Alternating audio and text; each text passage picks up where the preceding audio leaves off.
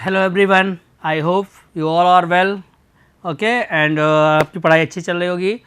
और जो आपका कंटिन्यू चल रहा है spring, continue in this class also about the spring and this is the springs in which we study about the leaf spring and compound spring. In the previous classes we have discussed about the helical spring. Okay, तो helical spring को हमने define किया, क्या होती है helical spring, types of helical spring में हमने define किया, वहाँ पे देखा तो आपकी ओपन कॉयल, क्लोज कॉयल थी, उनके फार्मूले ड्राइव किए थे, कैसे स्ट्रेन एनर्जी से डिफ्लेक्शन के फार्मूले आते हैं और स्टिफनेस ऑफ स्प्रिंग के की वैल्यू कैसे हम कैलकुलेट करते हैं, उससे रिलेटेड न्यूमेरिकल भी सॉल्व किए। अब आप आ जाइए लीफ स्प्रिंग में और कंपाउंड स्प्रिंग। कंपाउंड स्प्रिंग का मतलब हो गया कि जहाँ पे एक दो स्प्रिंग ऐड होंगी ज़्यादा। First of all, let me introduce to myself Indresh Kumar Singh, faculty of Civil Engineering Department, BVD NIIT. Okay, so this is the introduction to solid mechanics, KCE 402, your subject code and subject name is introduction to solid mechanics, and this is the module 5, lecture number 4. Okay, your units 5 का lecture number 4. तो first of all we have discussed about the compound spring. Simple सा समझिए compound spring क्या है कि जब कभी भी मोर देन वन स्प्रिंग में have at a time to be use to meet the specific requirement. अगर हमको ऐसी रिक्वायरमेंट है वहाँ पे एक स्प्रिंग काम नहीं कर रही तो हम more than one spring use करेंगे। Okay, the spring may be use either side by the side, parallel और connected end to end, that is in the series shown in the figure. अब हमको एक स्प्रिंग से काम नहीं चल रहा था तो हमने दो स्प्रिंग यूज की हैं। ओके, दो स्प्रिंग जब यूज की हैं, अब देखिए ये साइड बाय साइड यूज हुई हैं तो ये वाली स्प्रिंग क्या हो जाएंगी, पैरेलल, स्प्रिंग 1 स्प्रिंग 2। ओके, ये हमारी हो गई पैरेलल। और अगर उन्हीं स्प्रिंग को हम इस तरीके से जोड़ दिए एंड टू एंड तो स्प्रिंग 1 और स्प्रिंग 2, तो इसको हम बोलेंगे सीरीज। ओके, तो this type of composite system of spring is called the compound spring. इतना आसान है कि जब भी हमें कोई रिक्वायरमेंट होती है, एक स्प्रिंग नहीं फुलफिल कर पाती है तो हम वन से ज़्यादा, स्प्रिंग दो हैं, एक और स्प्रिंग अगर जोड़ना चाहो तो आप जोड़ सकते हो, ऐसा नहीं कि इन्हें दो ही हैं। ओके, ऐसे इस तरीके से हम बेस बना सकते हैं, तो और स्प्रिंग जोड़ सकते हैं, इसमें भी जोड़ सकते हो आप। ओके, तो 3 स्प्रिंग हो जाएंगी, तो आपको मोर देन वन स्प्रिंग, तो वो जहाँ भी कंपोजिट सिस्टम होता है जहाँ मोर देन वन स्प्रिंग यूज होती है उसको हम लोग बोलते हैं compound springs. And this compound spring two types in one, whenever they are used parallelly such kind then we can say it is a parallel, and whenever end to end then we can say in the series connection. okay, इनमें देखो दोनों में क्या होगा कि difference हमें क्या जानना है कि स्प्रिंग इन जब पैरेलल होगी, shown in the two type of the spring in the parallel ये दी गई हैं, तो अब हमको फाइंड क्या करना है, वही चीज़ें सिंपल, डिफ्लेक्शन। तो एक का तो हमें पता ही होगा, सब हमने कैलकुलेट किया है, तो अब दूसरे का भी पता कर लेंगे। मान लीजिए स्प्रिंग डेल में हमारा डेल 1 आया और स्प्रिंग 2 में डेल 2 आएगा। ओके, तो हम क्या करेंगे, हम देखेंगे कि हमारा जो भी स्प्रिंग का डिफ्लेक्शन है कितना आ रहा है, कैसे हम इसको कंबाइन करें। ओके, तो in this case the extension of both the spring is equal, ये तो हमें पता है कि हमारा दोनों इक्वल होगा, इसका मतलब डेल 1 इक्वल टू डेल 2 और इसको हम डेल मान ले रहे हैं। ठीक, ये इक्वल होगा, ऐसा नहीं होगा स्प्रिंग ज़्यादा बढ़ गई तो फिर अनइक्वल फोर्स लग रहा होगा, तो सेंटर पे अगर लोड लगाओगे तो दोनों स्प्रिंग में हमारा पहला लिखा है इक्वल जो होगा बोथ एक्सटेंशन डेल की value.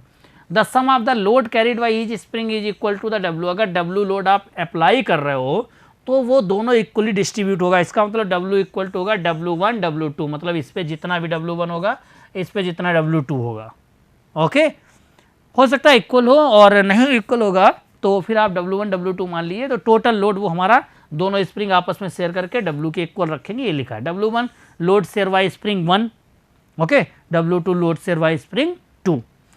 Late S1 S2 with the stiffness of these two spring respectively. तो स्टिफनेस जो रहेगी, तो अगर डेल एस हमने माना है तो डेल S1 डेल S2, इसका मतलब S equal to S1 S2, मतलब पहली स्प्रिंग की स्टिफनेस और दूसरी स्प्रिंग की स्टिफनेस दोनों को अगर ऐड कर दिया जाए तो टोटल स्टिफनेस हमको मिल जाएगी। ओके, जब हमारा ये पैरेलल में होगा तो इसकी स्टिफनेस, आप देखिए यहाँ पे अगर मैं बात करूँ स्टिफनेस की बात करूँ तो इन्होंने एस से लिख दिया, कोई बात नहीं, कैसे लिखा था, तो क्या होता है हमारा load upon del, sorry del W1 W2 upon del. Okay, तो अब क्या हो जाएगा हमारा 1 अपॉन डेल कॉमन ले लीजिए, W1 प्लस W2, तो इसका मतलब टोटल W अपॉन डेल आ जाएगा और डेल का फार्मूला हम ड्राइव किए हैं।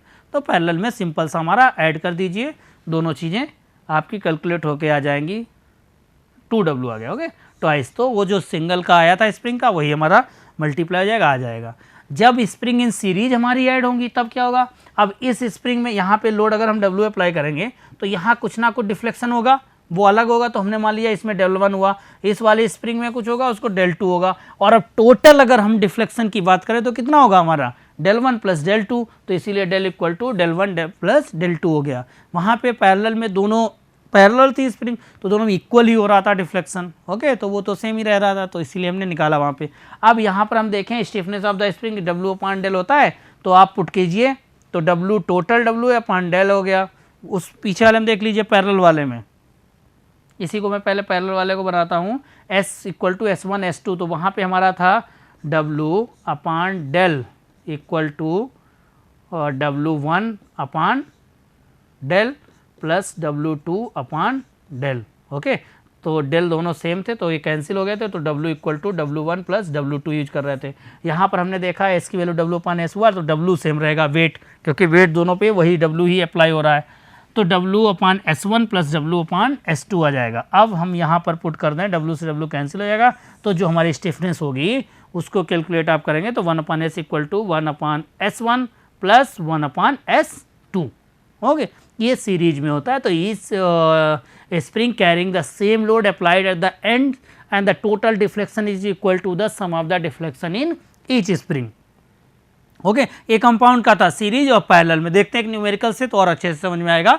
देखते हैं, a composite spring has the 2 close coil helical springs connected in the series. अब इसमें क्या दिया है कि एक कोई कंपोजिट हमने स्प्रिंग बनाई है जिसमें कि 2 क्लोज कॉइल हैं, समझ जाइए, क्लोज कॉइल हैं, तो इसका मतलब सारे फार्मूले डिफ्लेक्शन के स्टिफनेस के कौन से यूज होंगे, क्लोज कॉइल वाले। तो connected in series, each spring has 12 coil at a mean diameter. अब कह रहे हैं कि कॉइल कितनी नंबर ऑफ कॉइल, n की वैल्यू, हर स्प्रिंग 12 है n की वैल्यू, और जो डायमीटर मीन डायमीटर दिया गया है इस स्प्रिंग का वो 25 mm। तो कैपिटल D से हम डिनोट करते हैं, मीन डायमीटर को पता है। Find the diameter of the wire in one of the spring if the diameter of the wire in the other spring दिया गया है यहाँ पे 2.5 mm and stiffness of the composite spring ये दी गई है। तो estimate the greatest load that can be came by the composite spring for the maximum shearing stress this, take G की वैल्यू ये। ओके, तो इसमें आपको निकालना है। अभी हमने देखा कि हमारी सीरीज में कनेक्टेड है और स्टिफनेस टोटल दी गई S की वैल्यू। ओके, तो वो आपको गिवन में है। तो यहाँ पर N1 का वैल्यू दिया 12, D1 की वैल्यू दी गई 25, N2 जो स्प्रिंग है दूसरी उसकी वैल्यू दी गई 12, D2 दिया गया है वो हमारा 25 mm है दोनों की। ओके, दोनों स्प्रिंग जो हम ऐड कर रहे हैं कंपोजिट करके सीरीज में, तो दिया गया इस तरीके से होगी, this 1 and this 1 is the 2। Okay, तो ये स्प्रिंग 1 हो गई और ये स्प्रिंग 2 हो गई। तो अब देखिए for composite spring S equal to इतना दिया है 0.7 न्यूटन पर mm, G की वैल्यू इतनी दी है, तो ये यूनिट कन्वर्जन है। तो using the relation S equal to W upon del, तो 1 upon del equal to 1 upon 0.7, ये हमने कैलकुलेट कर लिया। ओके, अब यहाँ पे हमारा जब क्लोज है तो डेल का फार्मूला कितना आया था, 64 WR cube N upon GD power 4 for spring 2, del 2 upon W, तो 1 अपॉन S2 हम पुट कर देंगे यहाँ पर। तो ये वैल्यू कैलकुलेट करके आप फाइंड कर लीजिए वहाँ से डेल की वैल्यू रखकर। For spring connected in series, तो 1 upon S equal to 1 upon S1 plus 1 upon S2, तो 1 अपॉन S की वैल्यू हमें पता है और 1 अपॉन S1 की वैल्यू देखो यहाँ पे हमने कैलकुलेट की है, ठीक, और 1 अपॉन S2 की वैल्यू ये कैलकुलेट की है। दोनों पुट कर दीजिए यहाँ से, केवल और केवल ये D नहीं पता था, D2 हमको, तो वो D2 हम कैलकुलेट कर लेंगे। ओके, और D2 हम जब फाइंड कर लेंगे तो यहाँ पर पुट कर देंगे। ओके, कहाँ गया ए वाला, तो यहाँ इसको सॉल्व कीजिए तो D2 आपका निकल आएगा 2.109 mm। ओके, तो ये इस तरीके से कंपोजिट स्प्रिंग्स जो होती हैं उनको हम सीरीज और पैरेलल में ऐड करते हैं, उनमें हम देखते हैं कि कैसे डिफ्लेक्शन, कैसे स्टिफनेस हमारी ऐड होती हैं। सीरीज में है तो हमारा 1/s equal to 1/s1 plus 1/s2 हो जाएगा। पैरेलल में तो डायरेक्ट s1 प्लस s2 कर सकते हो, या हम वहाँ पे w equal to w1 plus w2 का फार्मूला लगाएंगे। और चीज़ क्या गिवन है, मैक्सिमम ये दिया गया शियर स्ट्रेस, देन w पूछा गया आपसे। ओके, तो आपको पता है क्लोज में क्या होता है, 8WD पाई डी क्यूब FS होता है। बस यहीं से w की वैल्यू हम कैलकुलेट कर सकते हैं, वो वैल्यू पुट कर दीजिए। फॉर स्प्रिंग 1 के लिए सारी वैल्यू d ही तो चेंज होगी, ये इतना आ जाएगा, और स्प्रिंग 2 के लिए डायमीटर अलग आया था तो वो हमने वैल्यू पुट कर दिया, तो उसके लिए हमारा जो लोड है, तो लोड दोनों स्प्रिंग देखिए सीरीज में है, ये अपना अलग अलग आपका लोड उन पे देख रहे हैं कितना लोड अप्लाई हो रहा है। 10 the greatest load of the spring can carry based on the maximum shear stress criteria lesser of the two. तो दोनों का जो रहेगा हमें पता है सेम ही आएगा सीरीज में अगर है तो। अब इनमें से देखिए क्या 26 हो सकता है, 44, तो जब 26 पे ही टूट जाएगी तो 44 पे कैसे पहुंचोगे, समझ गए हो। तो हमको क्या करना, मैक्सिमम कितनी है 26, जो दोनों में मिनिमम आएगी वही उसी को हम मैक्सिमम मान लेंगे कि बस वो मैक्सिमम वैल्यू है, उसके बाद वाली जो भी वैल्यू होंगी उस पर हमारे स्प्रिंग जो है डिस्टॉर्शन हो जाएगा। ओके, तो ये न्यूमेरिकल है तो आप इसमें मिनिमम वैल्यू ले सकते हो। ओके, तो ये कंपाउंड स्प्रिंग था। इसके बाद लीफ स्प्रिंग, ठीक, जैसा टॉपिक आप देखा होंगे कि कंपाउंड और लीफ स्प्रिंग। तो हम लोगों ने हेलिकल स्प्रिंग के बारे में तो जान लिया है, अब लीफ स्प्रिंग के बारे में जानते हैं। This type of springs are commonly used in carriages such as cars, railway wagons, trucks, okay, in such kind of spring you can see, and they are also termed as laminated spring. okay, ये ध्यान रखिएगा, leaf spring लिखा हो या laminated spring लिखा हो और carries springs, तो वो तीनों यही वाली है जो आपका डायग्राम में दिख रही है। It is made up of number of leaves of equal width, equal thickness, what have a varying length, placed in the lamination and loaded as a beam. The length of the plates are so adjusted that the maximum bending stress remains same in every plate, and thereby it be heavier like a beam. It behavior, यहाँ behavior होगा like a beam of uniform strength. It is assumed that each plate is free to slide relative to the adjacent plate as spring deflects, and the ends of each plates are tapered to provide a uniform change in effective rest. Further, it is assumed that the plates are bent to the same radius so that they contact only at their edges. Means जो इनका curvature होगा वो सभी का same होगा। ये सबसे नीचे एक प्लेट लगी होगी, उसके ऊपर प्लेट, फिर ये प्लेट सब लगी हैं। देखिए ध्यान से, इनकी थिकनेस वो सेम होगी, विड्थ होगी वो सेम होगी, लेकिन लेंथ वेरी कर रही। कैसे वेरी कर रही? ग्रेजुअली वेरी कर रही। तो ये जो प्लेट्स हैं इनको हम ग्रेजुअली प्लेट्स भी बोल सकते हैं, ये वाली। और जो सबसे ऊपर वाली होती है वो उनकी प्राइम होती है, और ये जो होते हैं इनको हम आई बोलते हैं। क्या बोलते हैं? बताया था हमने लीफ स्प्रिंग के बारे में, फर्स्ट लेक्चर डिस्कस कर रहे होंगे। ये आई होता है, इस लीफ स्प्रिंग की आई होती है। ओके, टोटल जो कर्वेचर होता है, कर्वेचर सभी का, एक सबसे इंपॉर्टेंट पॉइंट है लीफ स्प्रिंग में, सभी का कर्वेचर जो होगा वो सेम होगा। ओके, तो सभी का कर्वेचर क्या होगा? सेम रहेगा हमेशा। दोनों के बीच की जो डिस्टेंस होती है वो 2L भी कहीं पे मानते हो, अगर टोटल L मानी तो L/2 और L/2 इस तरीके से हो जाएगी। ओके, ये जो डेल आया है ये हमारा कर्वेचर जो दिया गया, कैम्बर भी बोलते हैं इसको। ओके, तो ये डेल से डिनोट किया गया है, ये लीफ स्प्रिंग है। तो इस टाइप की आपने स्प्रिंग देखेंगे ट्रक में कहीं पर हो, रेलवे में हो, वहाँ पर हम इस टाइप की स्प्रिंग्स देखते हैं। ओके, तो ये लीफ स्प्रिंग है। अब हम स्प्रिंग में देख रहे हैं कि अगर यहाँ पर W लोड की बात की जाए, अप्लाई हो रहा है जो हमारा टोटल, तो वो कैसे होगा? W/2 अगर इस वाली एंड पे जाएगा तो W/2 इस वाले एंड पे जाएगा, और ये बोल्ट से कनेक्टेड होते हैं। तो अब इसको हमें देखना है कि figure shown carries spring carrying a central vertical load W which is balance bye equals and reaction W/2। ये हम बात भी कर रहे थे, एक बीम की तरह है। अगर इसको मैं उसमें बना दूं तो इस तरीके से, अगर ये W लग रहा है तो ये दोनों रिएक्शन फोर्स हो जाएंगे, ये जो बने हुए हैं, तो behave like a beam.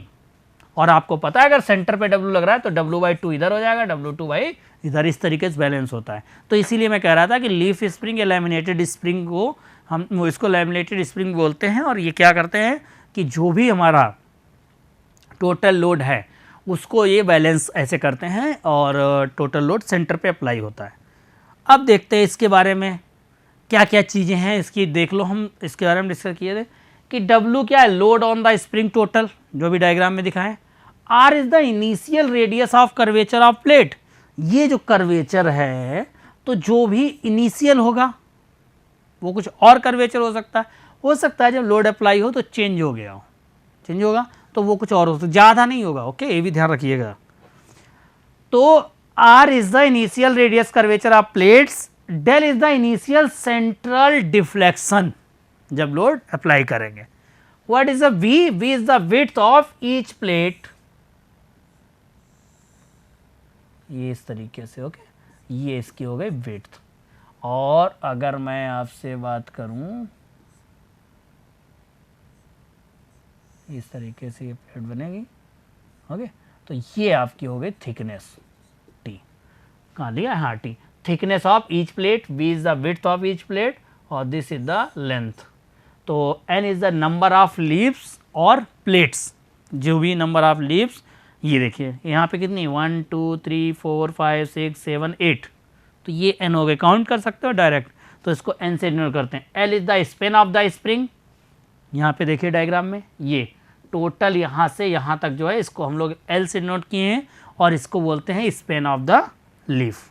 Okay, del bending stress, sorry bending stress, यहाँ पे डेल्टा हमने इनिशियल सेंट्रल डिफ्लेक्शन से डिनोट किया है, तो बेंडिंग स्ट्रेस को हम F से भी डिनोट कर देंगे या किसी और टर्म से कर देंगे। Okay, section modulus for a single plate और लेमिनेटर जो रहेगा VT²/6, ये जो इसका अगर हम यहाँ से देखें तो ये V है, तो VT²/6 ही आ जाएगा आपका section modulus. Okay, section modulus for the whole spring having N lamination, तो N से मल्टीप्लाई हो जाएगा। मैक्सिमम बेंडिंग मोमेंट M जो रहेगा वो WL/4 रहेगा। ओके, किसी भी पॉइंट पे जो मैक्सिमम रहेगा तो वो कितना हो जाएगा, WL/2 था ये, तो यहाँ पे W/2 इंटू ये परपेंडिकुलर डिस्टेंस, तो सेंटर पे जो रहेगा इंटू L/2, तो कितना आ जाएगा WL/4। तो ये आपका आ गया maximum bending moment M equal to WL/4। Okay, तो ये सारे हमने जो भी एज्यूम किए, जो टर्म्स एज्यूम किए, इन्हीं सबको यूज करेंगे। अगर हम मोमेंट इक्वेशन की बात करें M/I इक्वल टू F/y, यहाँ से M की वैल्यू निकाल सकते हैं हम, M इक्वल टू आ जाएगा हमारा, क्या आ जाएगा, I/y इंटू F, और I/y क्या होता है, ये Z से डिनोट किए सेक्शन मॉडुलस, ये Z होता है, तो Z F से डिनोट कर दिया। तो अब WL/4 था हमारा, तो यहाँ पर हमें पता है कि अगर यहाँ पे हम ये वैल्यू पुट करना चाहें, ये मूवमेंट ये है, तो ये इसको हम मूवमेंट की जगह पर ये वैल्यू रख सकते हैं F और I/y, तो N से हमने ये डिनोट किया I, और Y को डिनोट करोगे तो ये जो इसमें आपका कौन सा रहेगा, VT³/6, ये हम सॉल्व करेंगे तो यहाँ से W 6 से 4 L कुछ नहीं कैंसिल होगा, तो 3/2, 2 2 जा 4, 2 3 जा 6, तो F equal to 3/2 WL/NVT square आ जाएगा। वो चीज़ें हमने सब एज्यूम कर ली। अब देखते हैं इसमें स्ट्रेन एनर्जी क्या होगी। Resilience due to bending F²/6E होता है। टोटल स्ट्रेन एनर्जी जो F²/6E, इसमें मल्टीप्लाई कर दें volume of the equivalent plates. हमें पता है जो भी रेजिलेंस होता है ड्यू टू बेंडिंग, उसमें अगर वॉल्यूम से मल्टीप्लाई कर दो तो वो टोटल स्ट्रेन एनर्जी आ जाती है, और वॉल्यूम क्या हो जाएगा, NV2LT। ओके, ये हमारी टोटल प्लेट का हो जाएगा। तो अब strain energy equal to F²/6E NV/2LT आ गया। Substitute the value of the F which we calculated in the previous. ये देखिए यहाँ पे F हमने 3/2 WL/NVT², और ये कहाँ से आया, मोमेंट इक्वेशन से आया यहाँ पे सिंपल सा। तो इसकी वैल्यू को अगर हम स्ट्रेन एनर्जी वाले में पुट कर देंगे तो U इक्वल टू हमारा क्या आ जाएगा, 3/2 WL/NVT²/2 6E इंटू NV/2LT। अब work done by the load क्या होता है, वो हमने बताया था एक डायग्राम बना के कि 1/2 W इंटू डेल। जब कभी भी ये बनता है W और डेल के बीच में बनेगा तो इस तरीके से बढ़ता है जैसे जैसे आप बढ़ा जाएगी यूनिफॉर्मली लोड बढ़ेगा वैसे डिफ्लेक्शन होगा। तो इसकी एरिया ही जो टोटल होती है वो वर्क डन कहलाती है। तो 1/2 W इंटू डेल आ गया यहाँ पर। तो ये क्या होगा, जो वर्क डन होगा उसमें लोड अप्लाई होने से ये टोटल एनर्जी जो स्टोर किए होगे रेजिलेंस होगा उतना ही स्टोर एनर्जी होगी, तो उसी के स्ट्रेन एनर्जी के इक्वल होगा। तो अगर हम स्ट्रेन एनर्जी के इक्वल जो U इक्वल टू कैलकुलेट किए हैं उसके इक्वल में वर्क डन बाय लोड अगर पुट कर दें तो हमारा आ जाएगा 1/2 W del equal to 3/2 WL NVT square by 2 12E NVT। इसको सॉल्व करेंगे तो यहाँ से डेल हमारा कैलकुलेट होकर आ जाएगा लीफ स्प्रिंग के लिए। समझ गए हो? अब आप समझिए 3 फार्मूले आपके डिफ्लेक्शन के हो गए, एक आपका क्लोज कॉइल हेलिकल स्प्रिंग, एक ओपन कॉइल हेलिकल स्प्रिंग, और तीसरा डिफ्लेक्शन का फार्मूला मिल गया आपको del equal to 3WL³ 8E NVT cube. Okay, तो ये आपको मिल गया है स्ट्रेन डिफ्लेक्शन का फार्मूला लीफ के लिए। ओके, अब इसकी भी स्टिफनेस देख लेते हैं। तो स्टिफनेस ऑफ द स्प्रिंग हमें पता है कि जैसे हम लोग डिफ्लेक्शन कैलकुलेट कर लेते हैं सब में सेम ही प्रोसीजर बिल्कुल चला हुआ है, फार्मूले आपको याद करने। तो उसके बाद स्टिफनेस ये क्या होता है, it is defined as the load required to produce unit deflection. यहाँ पे स्प्रिंग कांस्टेंट इन्होंने एस से डिनोट किया है, ध्यान रखिएगा, इसको के से डिनोट करते हैं। ओके, मोस्टली तो लिख दिए के एस से, कोई कन्फ्यूजन नहीं होना चाहिए। तो W अपॉन डेल, अब W की वैल्यू लिखी रहने दो, डेल की वैल्यू हमें पता है वहाँ पे पुट कर दो, W कैंसिल हो जाएगा। तो यहाँ से आपकी स्टिफनेस ऑफ द स्प्रिंग आ गया है 8ENVT³ अपॉन 3L³।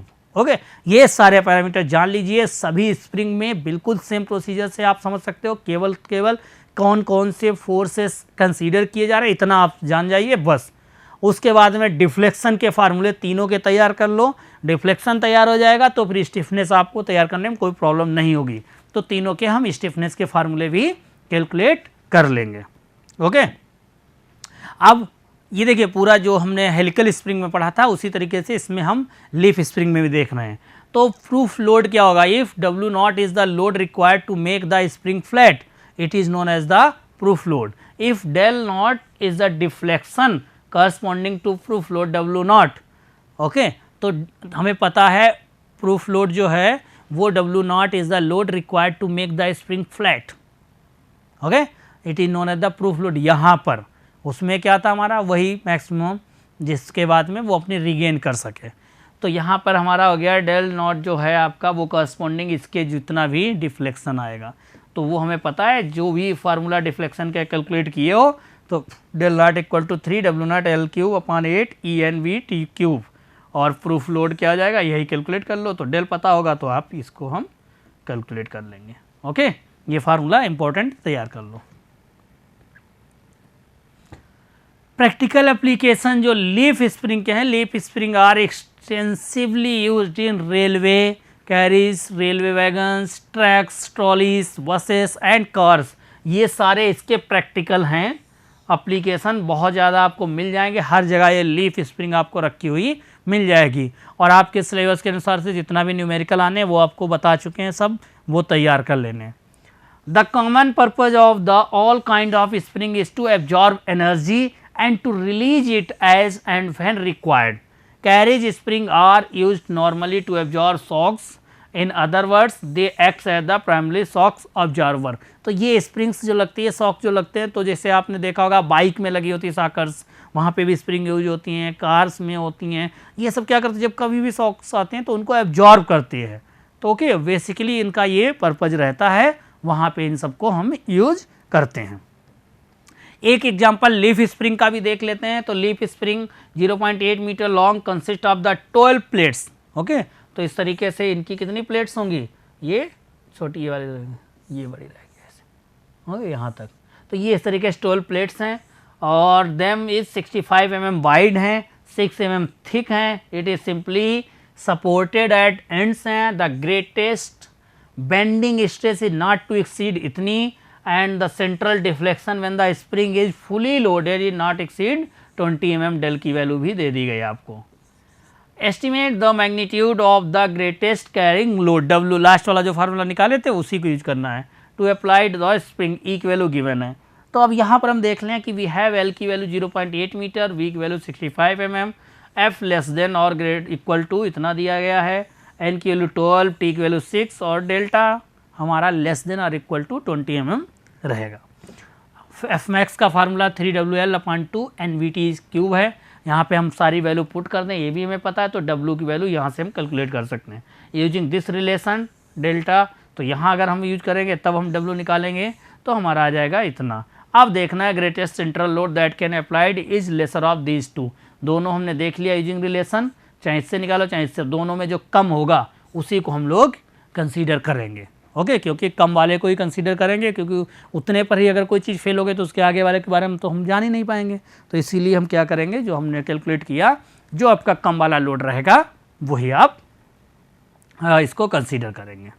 ओके तो ये चीज़ें आपकी सब हो गई हैं स्प्रिंग के बारे में। एक बार फिर मैं जल्दी जल्दी रिकैप कर दूं कि स्प्रिंग आपने देखा, स्प्रिंग जो बनती है वो शॉक ऑब्जॉर्बिंग के लिए होता है, और ये आपकी दो टाइप की बेसिकली डिफाइन होती है, एक आपकी हेलिकल और second one is the leaf. Helical दो टाइप में और डिफाइन किए थे, वो एक open coil, second one is the close coil. Okay तीन टाइप ये लगभग हो गए, और आपने देखा कि तीनों में जो डिफ्लेक्शन का फार्मूला था तो वो डिफ्लेक्शन के फार्मूले जान लीजिए, स्टिफनेस के फार्मूले बस जान लीजिए। इतना आप समझ लीजिए, न्यूमेरिकल सॉल्व कर लीजिए, जितने न्यूमेरिकल सॉल्व कराएं इतने में ही आपका यूनिवर्सिटी एग्जाम में आ जाएगा। Okay class, thank you.